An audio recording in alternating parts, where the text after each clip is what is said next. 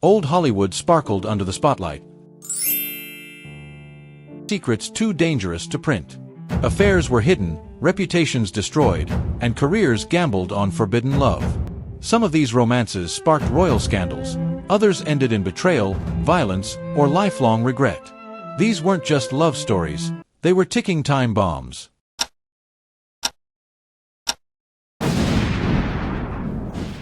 Here are 21 secret affairs that shook Hollywood's golden age and rewrote its history forever.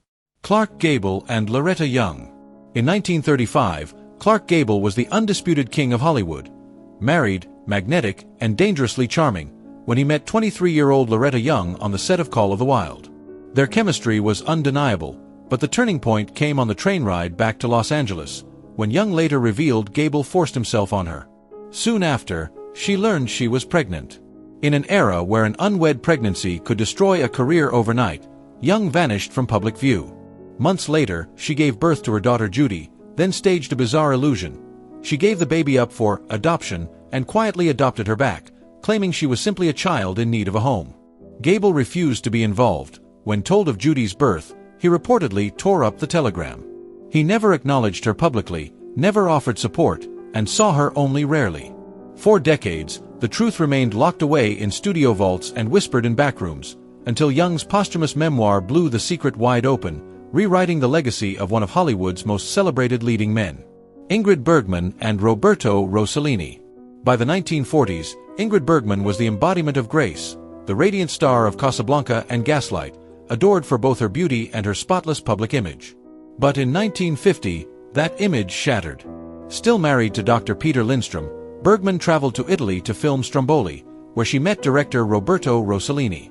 Their connection was immediate, and their affair was impossible to hide when she became pregnant. The reaction back home was savage. A U.S. senator called her a powerful influence for evil. Boycotts spread across the country, her films were banned in several states, and the Catholic Legion of Decency publicly condemned her. Overnight, Hollywood's golden girl became its moral outcast. Bergman fled to Europe, where she and Rossellini welcomed 3 children, including future actress Isabella Rossellini. 4 years, she stayed away, building a new life far from the country that had turned on her. When she finally returned in 1956, she stunned everyone by winning an Oscar for Anastasia. But no matter how high her career soared afterward, the scandal of her forbidden romance would forever shadow her name. Debbie Reynolds, Eddie Fisher, and Elizabeth Taylor. Debbie Reynolds and Elizabeth Taylor had one of Hollywood's most enviable friendships, glamorous, loyal, and deeply intertwined. They met as teenagers, grew up under the same studio system, and remained close even as their careers soared. Reynolds married singer Eddie Fisher in 1955, and Taylor married producer Mike Todd 2 years later. The two couples often vacationed together, posing for smiling photographs that seemed to prove their perfect lives. But in 1958, tragedy struck when Todd was killed in a plane crash. Fisher rushed to comfort Taylor, and grief quickly turned to desire. Their affair was a lightning bolt in the gossip columns. America, in love with Reynolds' wholesome image, turned on Taylor overnight, branding her a homewrecker. Reynolds was painted as the betrayed wife, the innocent victim in a love triangle she never saw coming. Within hours of Fisher's divorce from Reynolds, he married Taylor, but their marriage quickly soured, and Taylor would leave him just a few years later for another scandal with Richard Burton. Decades later, Reynolds and Taylor would reconcile, even working together on a project written by Reynolds' daughter, Carrie Fisher. But for years, their friendship was remembered not for its golden days, but for the betrayal that shattered it. Ava Gardner and Frank Sinatra. When Ava Gardner met Frank Sinatra in the early 1950s, she was one of Hollywood's most sought-after stars, and he was a fading singer still married to Nancy Barbato, the mother of his 3 children. None of that stopped them. Sinatra was obsessed with Ava, and their affair was as intoxicating as it was destructive. His Catholic guilt delayed his divorce, but once it was finalized, he married Ava just 10 days later. The tabloids feasted on their drama, painting Ava as the femme fatale who had lured Sinatra away from his family. Behind closed doors, their passion often turned volatile. In one infamous confrontation while Ava was filming in Spain, Sinatra accused her of seeing a bullfighter. When she admitted it was a one-night stand, he exploded in rage. Despite the chaos, their attraction kept pulling them back together, but the tension eventually outweighed the love.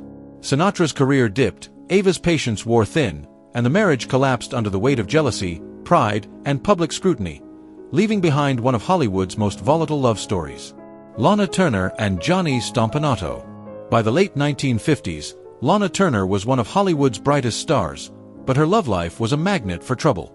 Then came Johnny Stompanato, a mobster tied to the infamous Mickey Cohen. Their romance burned hot and fast, but it was also toxic. Stompanato was controlling, jealous, and prone to violent outbursts. Friends begged Lana to leave him, but she couldn't seem to break free. Everything came to a head in April 1958, when Stompanato confronted her during a heated argument at her Beverly Hills home. Fearing for her mother's safety, Lana's 14-year-old daughter Cheryl Crane grabbed a kitchen knife and stabbed Stompanato. He died almost instantly. The case became front-page news, with Lana giving emotional testimony about the abuse she had endured. The court ruled the stabbing justifiable, but the scandal was impossible to contain. The image of Hollywood's glamorous star now carried the shadow of a violent tragedy, one that would follow her for the rest of her career. Lauren Bacall, Humphrey Bogart and Mayo Method. Humphrey Bogart's marriage to actress Mayo Method was notorious in Hollywood, and not for romance. The press called them the battling Bogarts for a reason. Fueled by alcohol, their arguments often turned explosive, with Method earning the nickname Sluggy for her temper. Into this chaos stepped 19-year-old Lauren Bacall, a rising star cast opposite Bogart in To Have and Have Not. Their chemistry was instant, both on and off screen. Bogart, then 44, was captivated by her wit and self-assurance, a sharp contrast to his turbulent home life. For months, he drifted between the two women, torn between obligation and desire. Method suspected the affair and lashed out in jealous rages, once catching him mid-phone call to Bacall. Eventually, after a disastrous holiday with Method, Bogart walked away for good.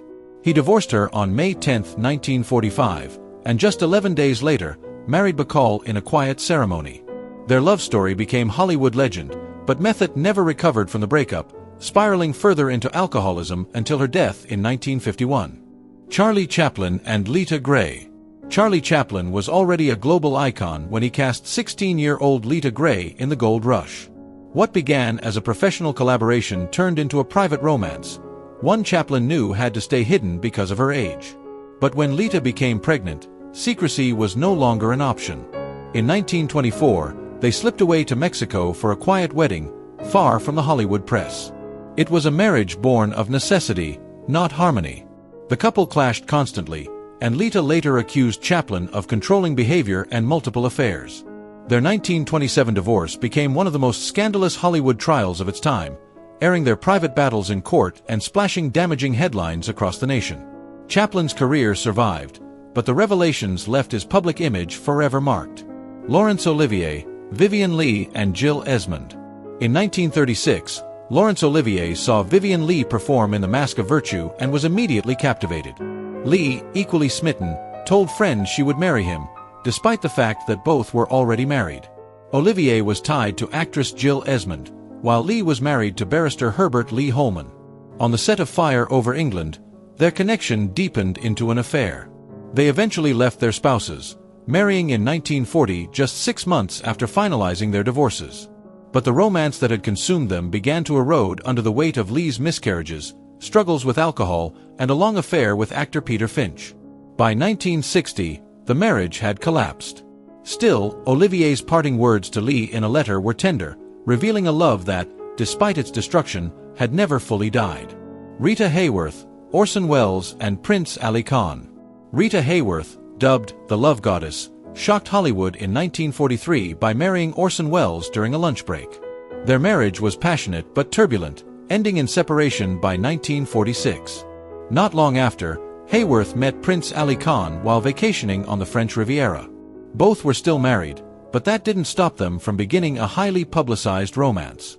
Columbia Pictures president Harry Cohn was furious when Hayworth abandoned her film career to be with Ali, even suing her for $1.2 million.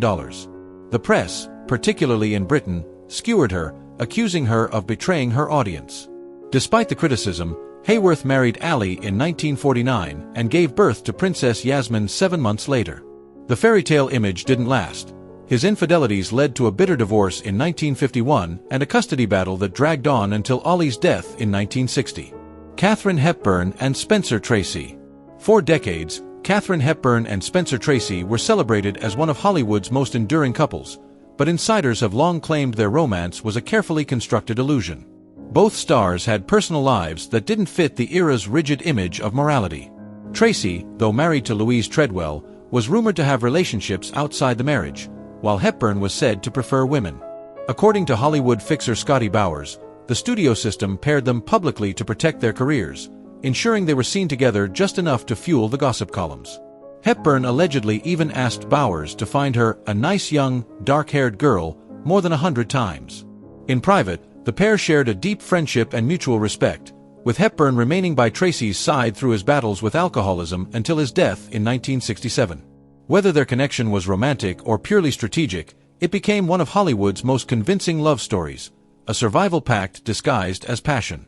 Liza Minnelli and Peter Allen. When Liza Minnelli married Australian singer Peter Allen in 1967, the pairing looked perfect on paper. Hollywood royalty meets charming showman. But the illusion shattered on their wedding night, when Liza walked in to find Allen in bed with another man. She would later joke about it, saying she learned to call first before coming home. The humiliation didn't stop there. While filming Cabaret, Liza began a public affair with music producer Rex Kramer, flaunting it as a form of revenge. Allen's betrayals continued, including an alleged affair with Liza's own stepfather, Mark Herron. The marriage, riddled with infidelity and secrecy, limped on for years before ending in divorce in 1974. What began as a glamorous union became one of Hollywood's most humiliating cautionary tales. Gary Cooper and Lupe Velez. The romance between Gary Cooper and fiery Mexican actress Lupe Velez was as intense as it was dangerous. Meeting on the set of The Wolf Song in 1929, the two were instantly drawn to each other's charm and charisma. But Velez's temper was legendary, and their fights often turned violent. In one altercation, she chased Cooper with a knife, cutting him badly enough to require stitches. Cooper's wandering eye didn't help matters. Rumors linked him to Marlene Dietrich and Carole Lombard during their relationship. The final breakup was just as dramatic. As Cooper boarded a train in Los Angeles, Velez appeared at the station, screaming insults and firing a gun at him. She missed, but the scene cemented their place as one of Hollywood's most combustible couples. Bette Davis and William Wyler. When Bette Davis worked with director William Wyler on The Letter in 1940 and The Little Foxes in 1941, their creative chemistry bled into a whirlwind romance. Davis would later call him the love of my life, certain she had found the man she was meant to marry. Wyler, however, saw things differently. He admired her talent and passion but admitted she had more energy than anyone I'd ever known. Too much for me. Their accounts of the breakup don't match. Davis claimed she wanted marriage, while Wyler insisted she turned him down. Whatever the truth, their affair was short but unforgettable. Nearly 2 decades later, Davis visited Wyler on the set of Ben-Hur. He greeted her politely, as though their love affair had never happened. For Davis, that moment confirmed what she already knew. She had loved him deeply, but the feeling had never been returned in full. Marlon Brando and Rita Moreno. When Marlon Brando met Rita Moreno in 1954, the attraction was electric. Moreno described it as a full-body blush the moment their eyes met. But their 8-year relationship was a storm of passion and betrayal. Brando, famous for his magnetism, couldn't remain faithful, cheating repeatedly and even marrying other women during their time together.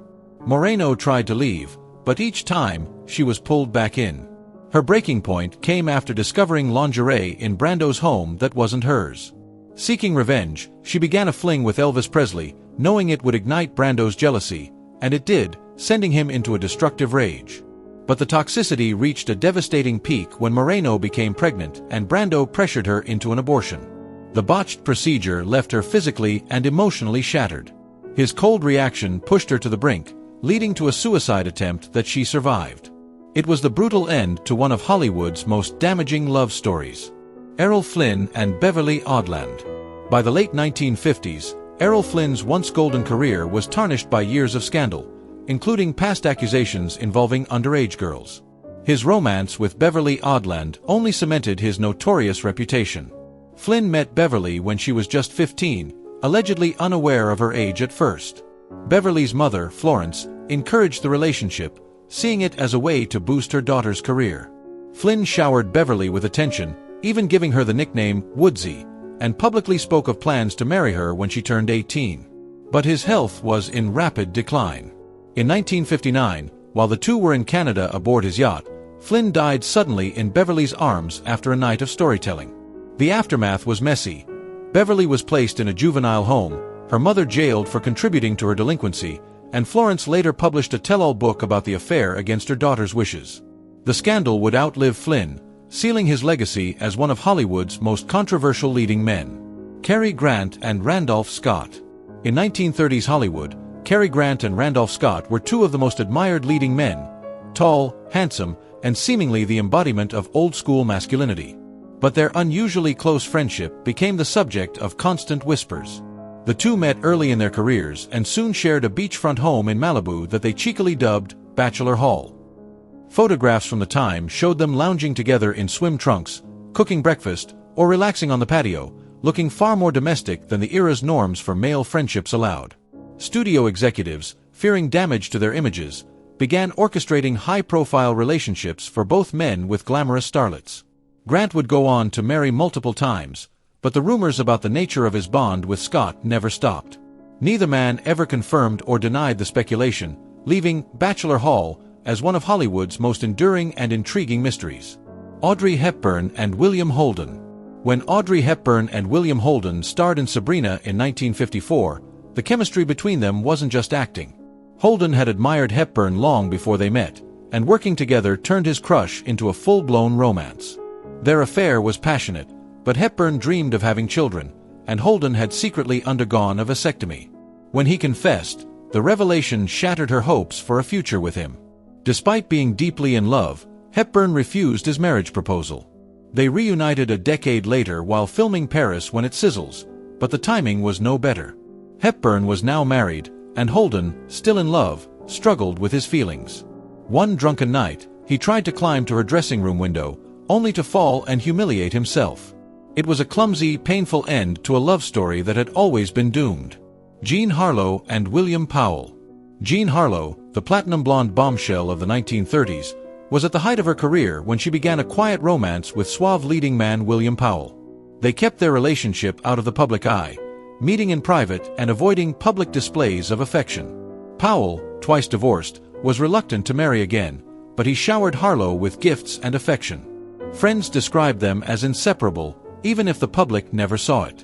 In 1937, tragedy struck when Harlow suddenly fell ill with kidney failure and died at just 26 years old. Powell was devastated, paying for her funeral, crypt, and the gown she was buried in, one he had given her himself. He rarely spoke about her afterward, carrying the loss privately for the rest of his life. Their romance, hidden in life, became one of Hollywood's most bittersweet love stories. Greta Garbo and Salka Viertel. Greta Garbo was already a global icon by the late 1920s, mysterious, aloof, and endlessly fascinating to the public. After ending her romance with actor John Gilbert, she formed a deep bond with actress and screenwriter Salka Viertel, a woman 6 years her senior who had moved from Berlin to Hollywood. Viertel was married with children, but her connection with Garbo was undeniable. She became Garbo's trusted friend, collaborator, and champion, even suggesting she play Queen Christina of Sweden, a role that became one of Garbo's defining performances. Viertel introduced Garbo to playwright Mercedes da Acosta, a bold and openly queer figure in Hollywood's tight-knit artistic circles. Da Acosta pursued Garbo relentlessly, sparking a turbulent love triangle that strained the women's friendships. When da Acosta published an autobiography in 1960 revealing personal details about Garbo, including a private photograph, Garbo cut ties for good. In an era when careers could be destroyed by the wrong rumor, these relationships had to remain hidden, even if the emotional fallout was impossible to contain. Anthony Perkins and Tab Hunter. Long before Psycho cemented Anthony Perkins as a cinematic legend, he met Tab Hunter, the all-American heartthrob known for his blonde hair and blue-eyed charm. Their first meeting at the Chateau Marmont pool in 1956 sparked a romance that had to exist entirely in the shadows. The studio system of the time demanded that male stars maintain a straight, squeaky-clean public image, so Perkins and Hunter staged double dates with women to throw off reporters. Behind closed doors, They shared private weekends and secret getaways, including trips to a secluded beach house. For 3 years, they balanced public deception with a genuine connection, until professional rivalry crept in. When the lead role in Fear Strikes Out went to Perkins after Hunter had played it on television, the tension became too much. They quietly went their separate ways, only crossing paths decades later when Hunter reached out for a project Perkins declined, perhaps to keep old wounds from reopening. Barbara Stanwyck and Robert Taylor. Barbara Stanwyck and Robert Taylor were one of Hollywood's most glamorous couples, but whispers about their marriage never stopped. Many believed it was orchestrated by MGM to boost their public images, Stanwyck as the tough, independent screen queen, Taylor as the romantic leading man. Stanwyck's close relationships with women fueled rumors about her private life, while Taylor was linked to multiple affairs with other actresses. In public, they appeared devoted, walking red carpets and attending industry events side by side. In private, they seemed to operate more like business partners than lovers. The arrangement worked for over a decade, but by 1951, the marriage ended in divorce. Even so, the two remained cordial, and their perfect couple image stayed intact for the public. Behind that image, though, was one of Hollywood's most carefully managed and enduring mysteries. Old Hollywood's glittering surface hid a web of forbidden romances, secret pacts, and love stories too dangerous to reveal. These 21 affairs didn't just shape careers, they rewrote legacies. And while the cameras stopped rolling decades ago, the echoes of these hidden passions still haunt Hollywood's golden past.